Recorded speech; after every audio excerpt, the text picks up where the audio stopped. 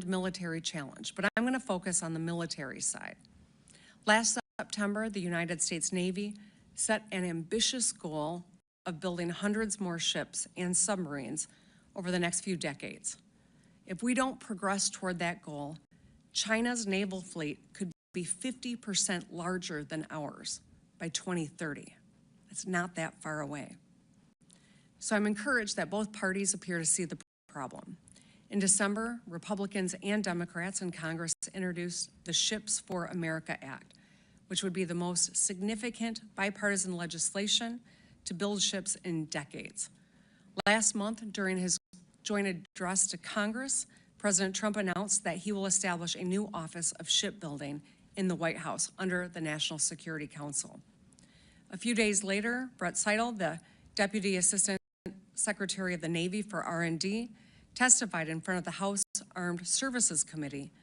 He outlined the challenges that we face, including reduced manufacturing capacity, supply disruptions, and most of all, workforce shortages. The last factor, workforce, is huge. We are short more than 100,000 workers, as nearly every major American shipyard has a hard time hiring and retaining the workforce they need. The shortage will get worse in a generation as we see a generation of experienced ship workers start to retire. If we don't act, our shipbuilding workforce will soon be smaller and less experienced than ever. In Michigan, we're the tip of the spear, or the tip of the torpedo in this case, in facing this challenge. Last year, the former Navy Secretary and I launched the Michigan Maritime Manufacturing, or the M3 initiative. It's a job training program built in partnership with Macomb County and Macomb County Community College to prepare thousands of Michiganders for careers in maritime welding and machining. A few weeks ago, I attended the first ever M3 graduation. It was full of inspiring stories. There was a mother and son who are graduating together. A young man who built a career on, his career in tech education he got in high school. Another who went from homelessness to a hopeful future where he signed a contract that day with a company at a good paying job. A clerk, a caregiver, a Coast Guard veteran. These are some of the people that graduated that day. We've already heard from businesses that have hired some of these recent graduates and are really impressed with their technical talent and the skills they brought on day one. A couple of weeks ago, I shared the success of this M3 initiative with Defense Secretary Hegseth. I told him it's good for workers, it's been good for Michigan, and it's good for America too, and national security. So my proposal is let's grow it. Let's expand initiatives like this. Let's do it statewide in Michigan, but replicate it across the country.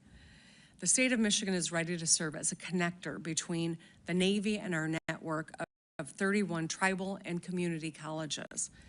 We have the skills and the ability to make sure we're training people up. We can train thousands of Michiganders to do what we do best, which is GSD, get ship done. Right. Now let's talk about planes. We are the world leader in both commercial and military aviation. We're the home to industrial giants and manufacturers up and down the supply chain. We have a strong network of allies and around the globe in this space, including the UK's Midland Aerospace Alliance, who I met with 2 weeks ago. Our air superiority is second to none, but we are facing serious economic headwinds as our adversaries are catching up. Globally, we're short 17,000 jets and planes, and plane travel shows no sign of slowing down, with an all-time high of 5.2 billion passengers last year.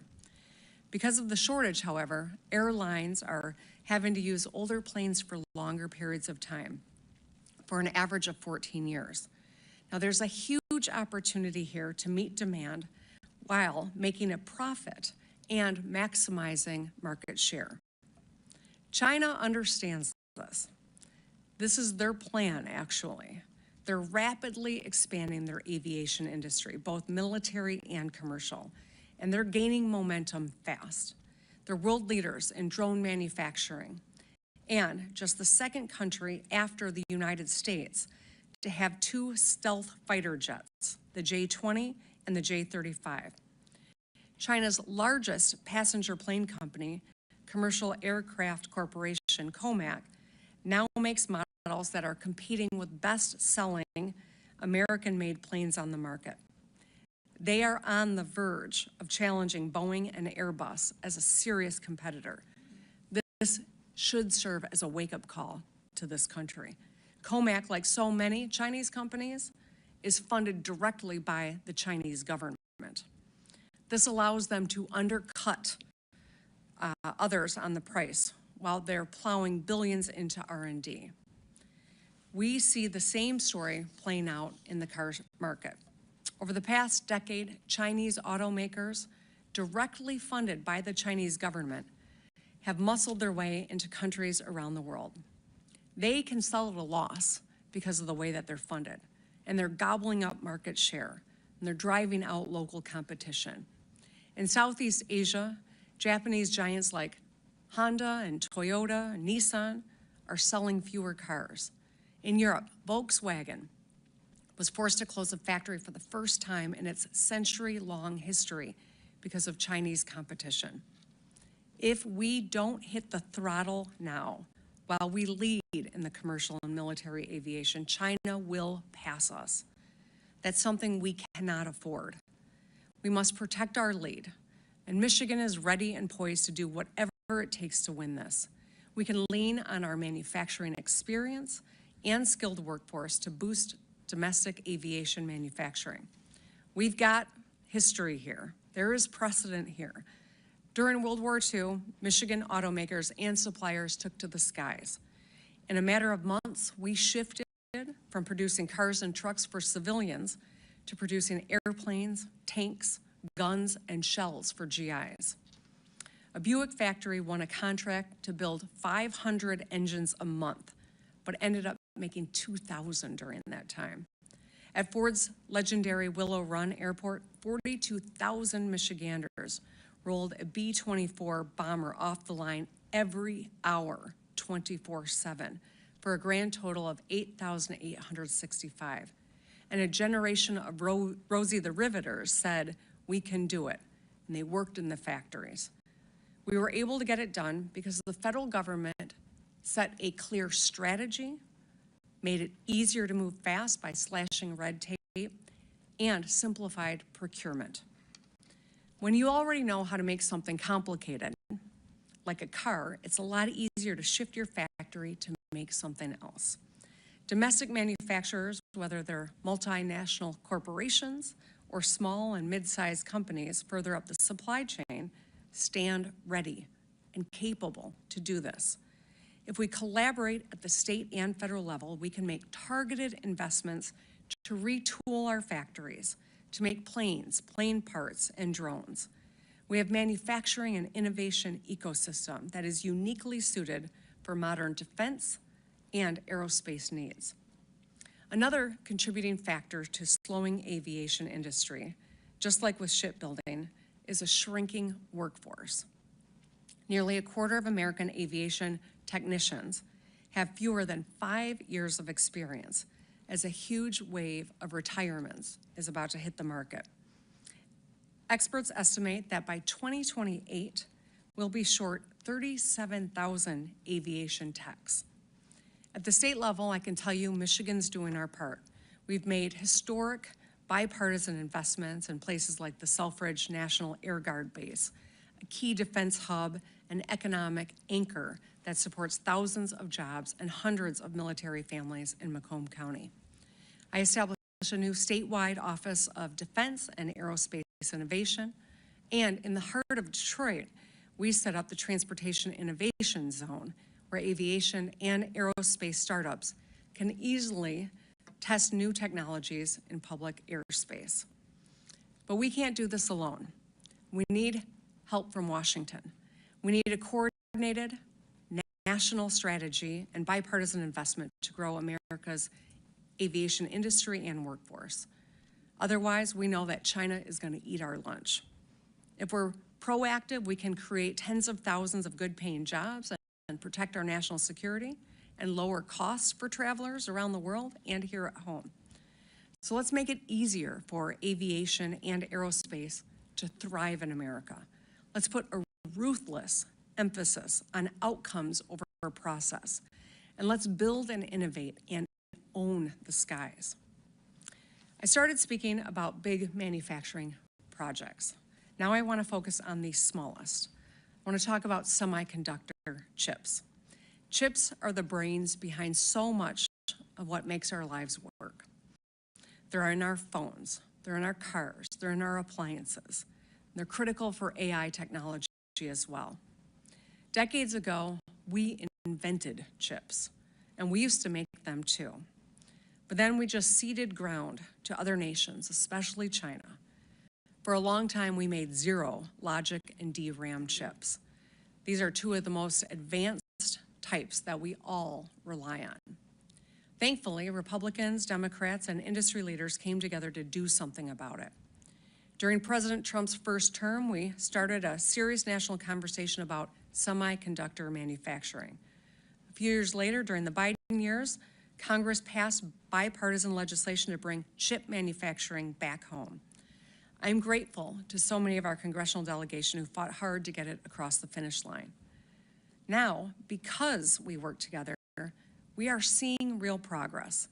An example from Michigan is Hemlock Semiconductor, who expanded in their hometown near Saginaw with a new facility that's going to create more than 1,000 jobs. Hemlock is one of the largest producers of hyper-pure polysilicon. You're never more than a few feet away from Michigan-made polysilicon because it's in nearly every single electronic device in the world. Nationally, we're now on track to make 20% of the world's logic chips and 10% of the DRAM chips, up from zero. We're building 17 chip fab facilities, including one from each of the world's 5 best and biggest manufacturers. Altogether, they've committed to investing more than $600 billion in America. And I know that there are still more in the pipeline. These chip fabs offer thousands of jobs during construction and thousands more permanent, long-term local jobs once they are completed. Both Democrats and Republicans agree that we must stay on the bleeding edge of technology. The president even mentioned chips during his speech to Congress and set up a new United States Investment Accelerator to oversee semiconductor projects. We have the momentum right now, but we cannot risk stepping back or faltering. We need to continue strong bipartisan efforts at the state and national level to make more chips. The bottom line is that when America innovates and when America builds, America wins. We all want manufacturing to be stronger than ever. Nobody wants that more than Michiganders. We pride ourselves on the things we make and grow. As I've laid out, we need a consistent national strategy, united around a new economic consensus that a lot of Democrats and Republicans now share. Let's make stuff in America. If that's what we believe, then we should be able to celebrate good policy no matter where it comes from, and also criticize bad policy wherever it comes from. Now, there's a lot more common ground here than we think. While partisanship seems to have infected every aspect of our lives, and it's exhausting. It's driven by opportunistic politicians and cynical media figures and addictive algorithms. But our people are not as divided as our politics. I really believe that.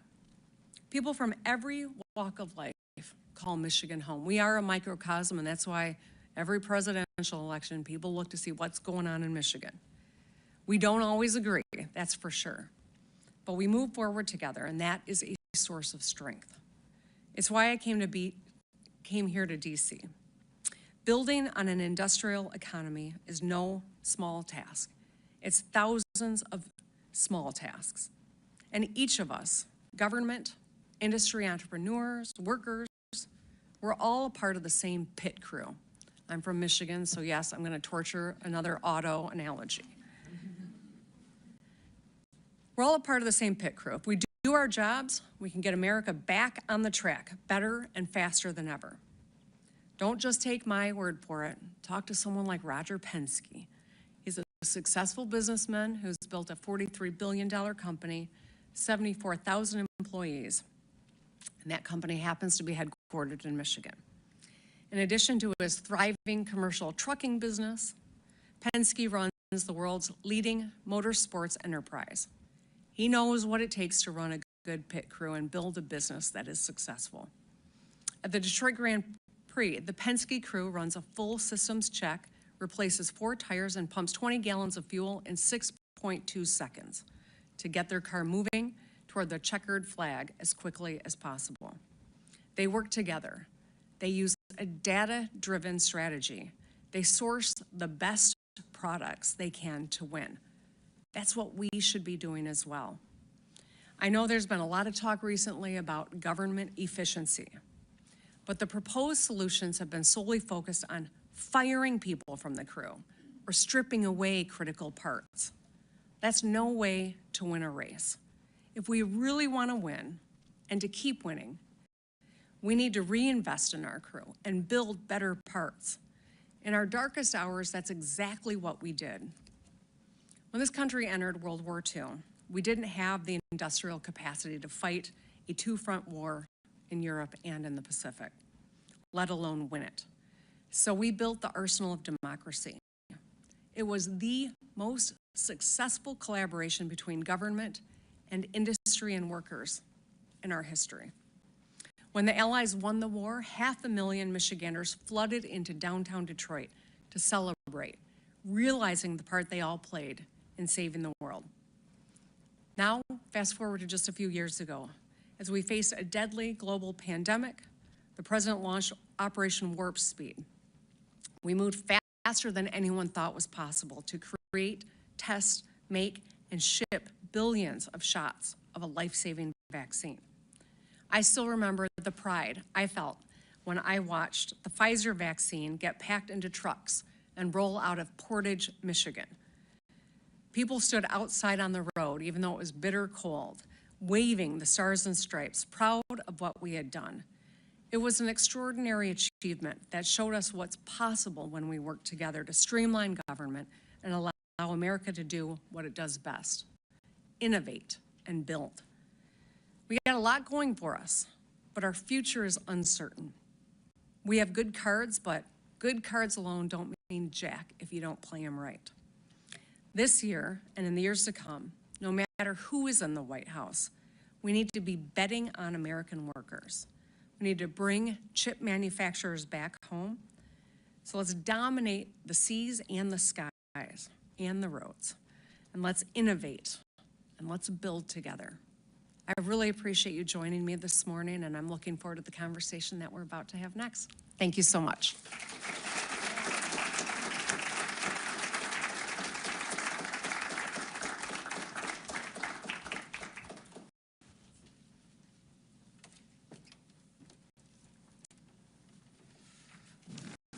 Governor, thank you for those comments. Makes me proud to be a Michigander, proud to be an American. Thank you so much.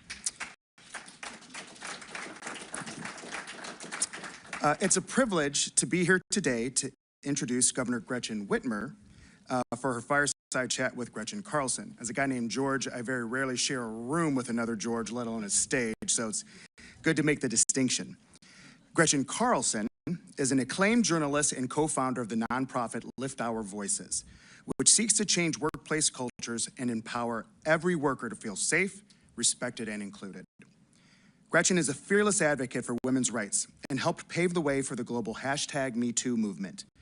She is a former CBS News and Fox News journalist, best-selling author, TED Talk alum, and champion for workplace equality.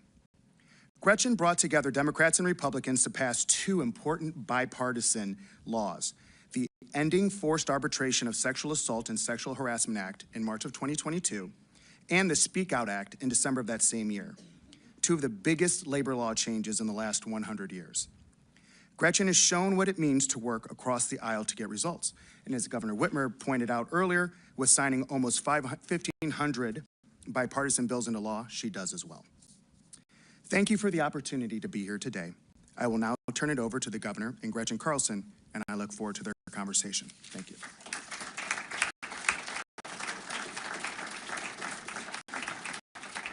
Thank you. Well, thanks so much for being here today. It's my honor to be up on the stage as well. We're going to tackle tariffs and we're going to talk about the governor's bipartisan approach. But first things first, our name. Yeah. So when I was growing up in a small town in Minnesota, everyone was Jennifer or Elizabeth, and quite honestly, I didn't really like my name, Gretchen. When it came to running for student council in 7th grade, there was nothing that rhymed with Gretchen. My dad came up finally with Stretchin' for Gretchen, for your vote. Last week at Starbucks, my name was Wretch. So my question for you this morning is, my Gen X Gretchen friend, did you like your name growing up? Do you like it now? You know what? I was the only Gretchen growing up, just like you, Jennifer's, et cetera. And I wasn't particularly enamored with it, to be honest, but I'm named after my grandma Gretchen, who I adore. It's funny though, because she always said, never let anyone shorten your name. Don't let people call you Gretch because it rhymes with wretch.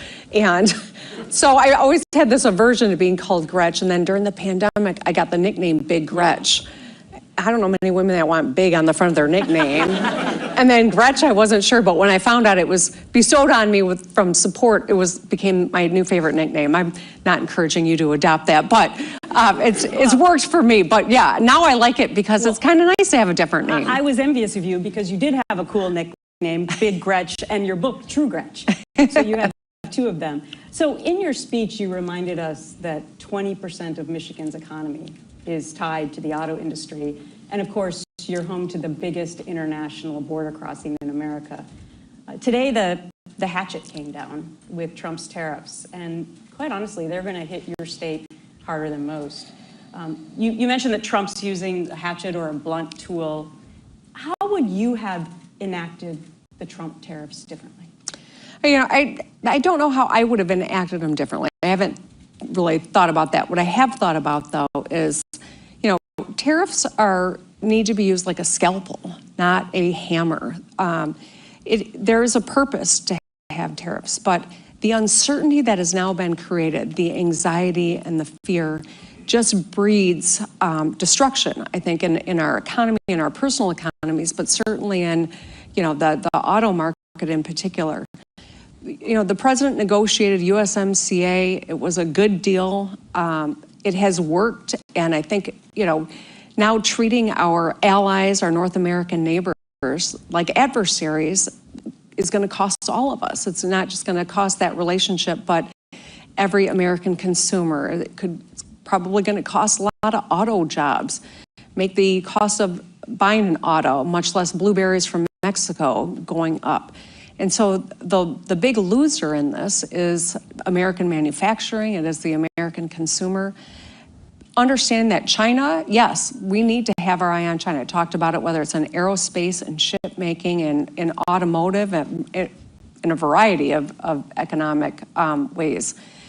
That is different. We need to level the playing field. We need to enforce the laws against Chinese companies that are coming into this country, underwritten by the Chinese government. But the North American tariffs in particular are really going to have a dramatic negative impact on Michiganders and on business. Business wants certainty. And right now, when the rules are changing literally day by day, no company is going to be able to invest the hundreds of millions or billions of dollars in many cases, much less make decades-long investments because you don't know what the rules are. And because of that, we're going to see contraction, we're going to see paralysis, and it is going to lead to job losses and higher costs for people. And so I will continue to encourage the White House to think about what the long-term strategy is. How do we meet those goals, and to recognize this isn't a moment-to-moment issue. It's just going to continue to wreak havoc and make everyone feel the anxiety and fear and have dramatic losses that we can't afford to have right now. I want to talk about your constituents because I don't have to tell you that Michigan has had it tough with trade wars NAFTA eviscerated manufacturing when production moved to other countries and to cheaper southern states.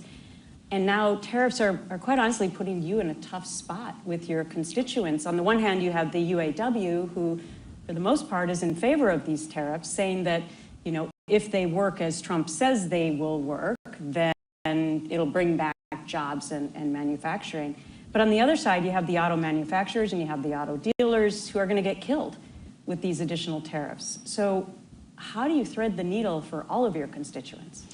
Well, you know, as I talked, Michigan does feel, you know, there's a saying that when America gets a cold, Michigan gets the flu, right? We are the first to be hit when, to feel the pain of decisions that could be argued to be capricious or not strategic. We feel it harder than any other state, and that's what we're seeing already in Michigan. You know, I understand the sentiment that some are conveying, yes, we should be onshoring supply chains. I agree with that. Yes, we should be building more stuff in America, 100%. It's a national security issue on top of all the other reasons that it's a good thing for jobs. It is a good thing for consumers. And if we had a magic wand, could we all go back and redo some things differently? That'd be lovely, but we don't. The reality is, in this moment, we have supply chains that have been built up with our North American neighbors that American jobs rely on, seamless flow. Yes, perhaps we should be onshoring, and the goal is great, but we need to be realistic. That doesn't happen overnight. There are suppliers that are still trying to recover from inflation and COVID, who are on the bubble and don't have the resources to weather this up and down uncertain time that, you know, where the rules keep changing. And so I do worry that a lot of businesses won't make it if this goes on much longer. I worry that big companies that are relying on those small businesses then pay a price as well. You know, I have done a little bit of traveling abroad recently, and I can tell you there is an anti-American sentiment that they're saying don't buy American goods anymore. American companies are going to pay a price for that. And so I'm really very concerned about how do we navigate this. As for the UAW, we'll lose some UAW jobs. And I understand the leader wants to try to be a part of the conversation, and you know, he's a good guy, he's done some good things, but I think that the longer term concern is the loss of UAW jobs and the pain that's going to be inflicted in the short term. Well, speaking of that, immediately after the Trump tariffs were announced, 900 UAW workers were laid off. A University of Michigan economist says the steel and aluminum tariffs alone will cost Michigan 600 auto manufacturing jobs by the end of next year, an additional 1,700 jobs in industries that serve auto workers. So to your point, are the tariffs really good for auto workers? I would argue they're not. I would argue that all of this uncertainty is going to cost every one of us, but especially auto workers. So, and I think we're already seeing that, the immediate impact. The longer term, it could be a lot worse. So some experts are also arguing that manufacturing in 2025 and beyond isn't like the 60s or the 70s. Jobs have been modernized, obviously, with technology and AI, and that those will actually be the new jobs that are coming, if any. So you talk a lot about the hope of future manufacturing jobs. Is that really real, not to mention that they take time to come to fruition? Yes, it is. You know, as I talk to economists, there's no question that the type of manufacturing is very different. It's a lot cleaner. It's a lot more automated. You still need a lot of people. You need people to run the machines. You need people with a higher, different, you know, set of skills in order to do this. And as we look at shipbuilding and aerospace, you know, as I was talking about earlier, there is a huge amount of need. There's a real opportunity for us in manufacturing, good paying jobs, but it requires discipline. It requires marshaling the resources, streamlining the processes, and making sure we've got the workforce to do those jobs. And so, as I highlighted M3, which is a great initiative that we have in partnership with the U.S. Navy.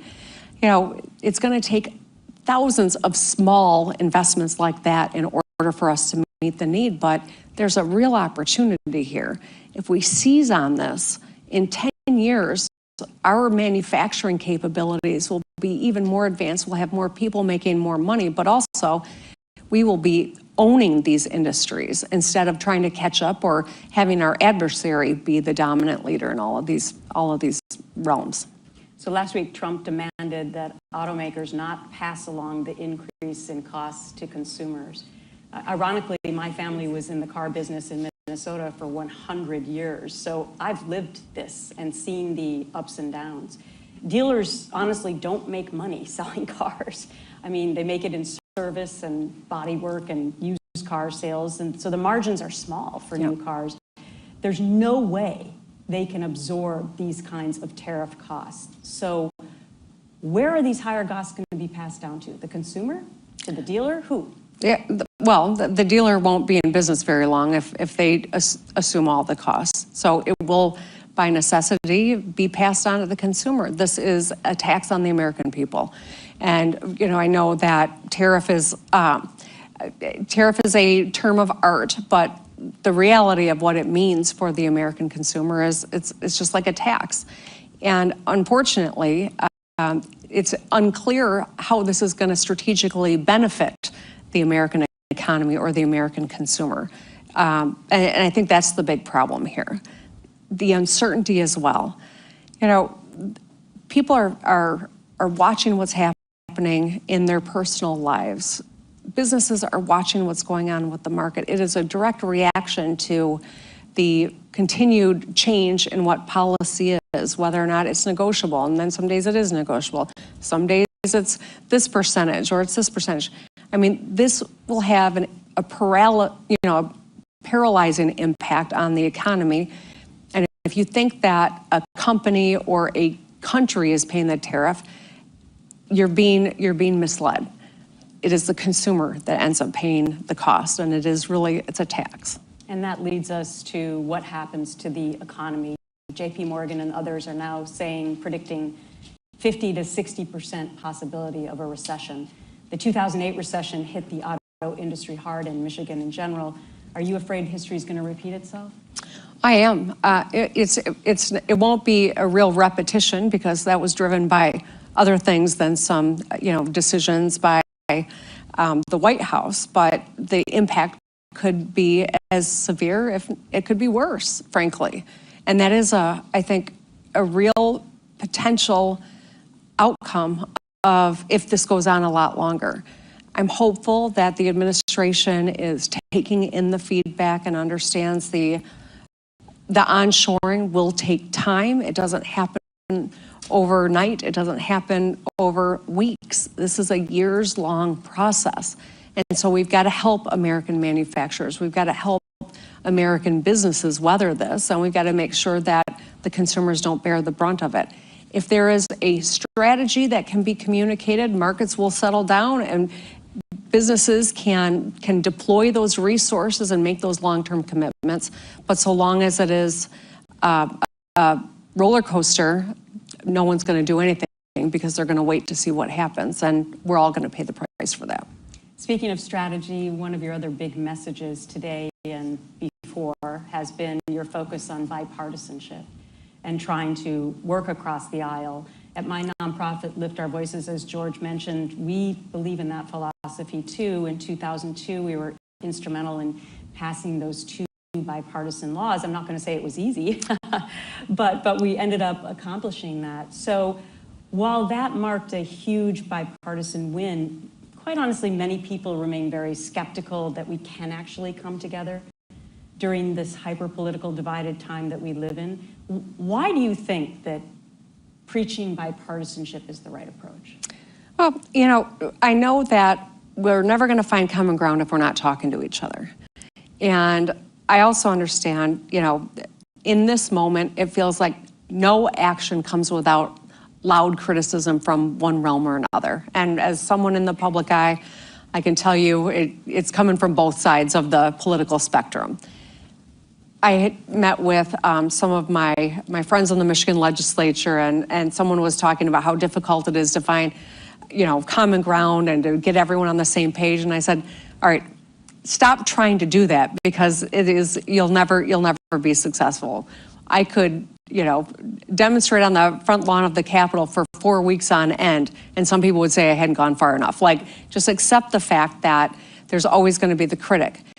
But we have a duty and oath to try to get things done, to put the welfare of the people of Michigan before our own interests, before our political interests, and to stay at the table or to find common ground in something, to do the good work. And I'm sure you've seen, I'd love to know kind of any lessons you've gleaned from your experience. But when I get out and I talk to Michiganders, they rarely ask me about politics. They're concerned about whether or not they can put food on the table. They're concerned about whether their child is getting the education and meeting being able to have the skills they need to be successful in this life. When I ran for governor, I got into all 83 counties. I've done that a couple of times since being governor. And I try to listen to Michiganders. I try to ask, what's going on in your life? What can I do that'll make your life better? If there was one thing I could do. And it frequently comes back to the economics of trying to get ahead. That's what unites all of us. And that's why I wanted to focus on manufacturing and our economic future, because I really do believe we can find common ground there. I was able to do it with a Republican legislature in Michigan at a time where they controlled both chambers, and Donald Trump was president at the beginning of my term. We got some great, big, important things done for Michigan because I come to the table with that philosophy. And being raised in a household, my dad was a Republican, my mom a Democrat. I know that if you talk about values, it's a lot easier to see one another and to try to find that common ground. When you were able to get those important pieces of legislation done, and I think working with Congress would be so much harder than a state legislature. Anything that was surprising to you or was most important in your success on that? Being relentless. Yeah. But I also feel like there was a commonality of some of the issues, right? Mm-hmm. I mean, with regard to sexual misconduct, especially, like when I would go into whether it was a Republican or Democratic office, they could hardly wait to tell me stories about what their wife had endured or their daughter if they were men. So there was that common ground that you're talking about. Now, getting across the finish line is a whole different story. We'll chat. Yeah. But anyway, I do want to focus in on how Democrats feel about this, because a recent CBS YouGov poll revealed that 70% of all Democrats want their party to oppose Trump as much as possible, while only 30% want their party to find common ground. So what do you say to those 70% in your party who completely disagree with you about bipartisanship? I get it. I understand why people feel that way. I am as anxious and angry about a lot of the policies that are coming out of Washington, D.C. right now. I feel that too. And 10 million people, many of whom disagree with me about everything that I do, some of whom agree with me about a lot that I do. No one agrees with everything, and I accept that. But I took an oath to the people of Michigan to try to get as much done for the state. Now, people come for our rights, I'm going to be the first one out there. People come for your health care. I'm out there doing work with Congresswoman Debbie Dingell to talk about what Medicaid cuts could mean to individuals, to health systems, to all of our ability to access health care. I'll continue to do that work. I will hold people accountable. I also got to continue to make sure I got a seat at the table so I can try to get important things done. For instance, today, I've got the Republican Speaker of the Michigan House joining me here in Washington, D.C. We're going to have some meetings with cabinet members and at the White House to talk about protecting the Great Lakes. I don't know if he knows that that's one of the things I want to talk about, but I'm going to talk about, making sure that we are growing our economy and landing good paying jobs. We've got some opportunities in the works. We could use some help. I want to talk about that. I'm going to talk about the impact of tariffs.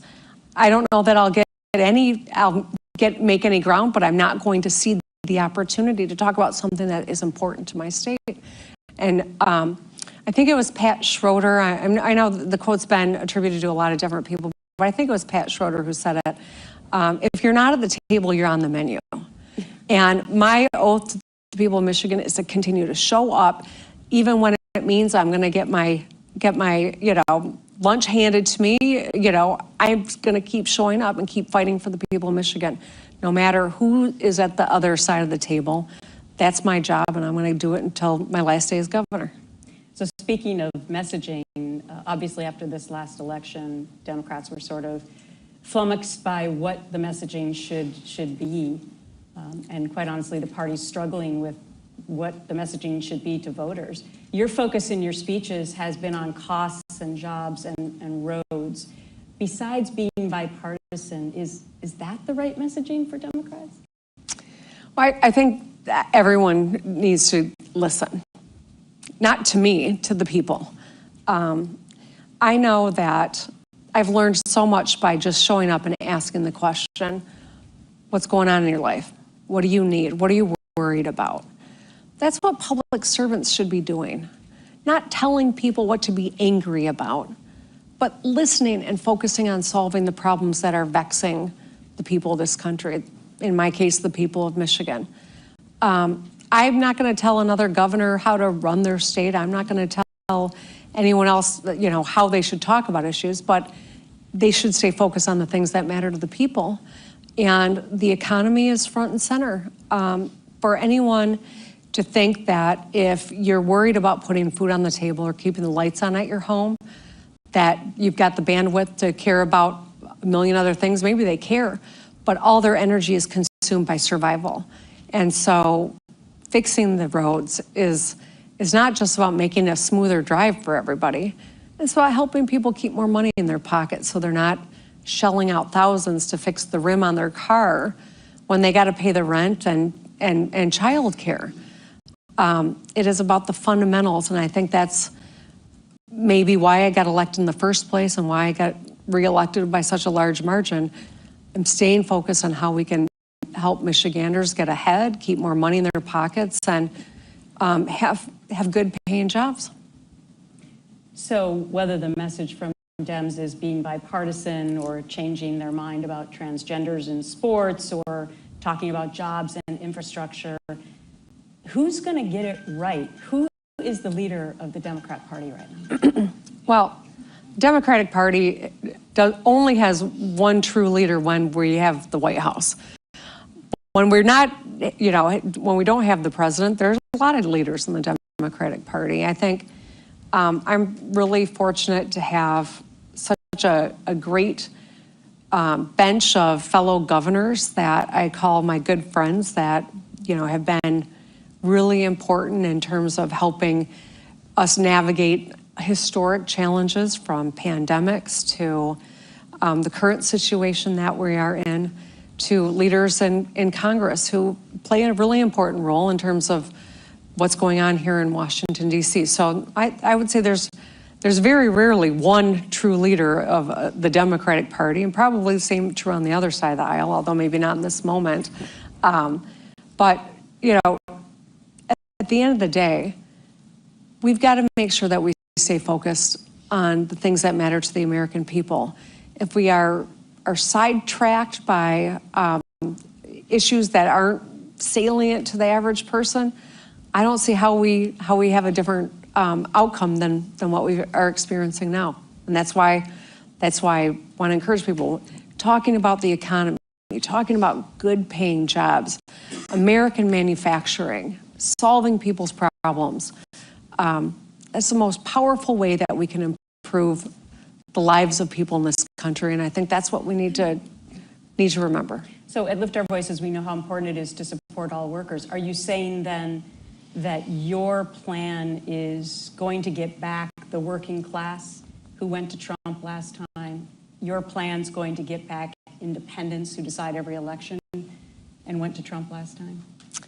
It's not my plan. This is a lesson from our history. This is an assessment of our reality that we are in right now, and where do we want to be? I think that that's the kind of analysis every one of us should be doing. We want leaders who are not just focusing on keeping us angry with one another, but where do we get to where we want to be? That's what I'm talking about here. This is about an honest assessment of our challenges, but also an optimistic view of what's possible, where we can find a future where every person can get ahead and be a part of building a country that is a world leader. I would say we got a lot of work to do, and that's what I'm focused on. A government that is strategic, that is focused on strength and opportunity for every American worker, where there is a fair shot at a great life, but also an America that leads the world again on all these fronts. So you're more than 500 miles away from home giving this big speech. You could have given it in Lansing, but instead you chose to do it in the nation's capital. Is this your way of telling us you are seriously considering coming to D.C., perhaps to the 1600 block of Pennsylvania Avenue? Are you running for president? No, this is my way of saying, this is similar to speeches that I've given in Michigan too, by the way. This is, I think, a blueprint for success. This is what we did in Michigan during World War II. This is what we are capable of as a nation. We need leadership that stays focused on doing these things so that Americans can get to work doing the big manufacturing that we are falling behind on globally, so that we can harness the strength of American companies, American institutions of education, and the American workforce. That's what this is all about. I desperately want whomever is here in the White House today or in the future to really be thinking long-term about how do we build a country that is leaders, that is revered again, that is dominant in these industries, and that has a lifestyle that is the envy of the world. That's who we were at one point. We can be that again. But I think this is what the blueprint should be. Well, when you do decide to run for president, I hope you tell this Gretch first. Okay? You got it. All right. So big Gretch, true Gretch, Governor Gretchen Whitmer, thank you so much for this. Thank you, Gretchen. I appreciate it.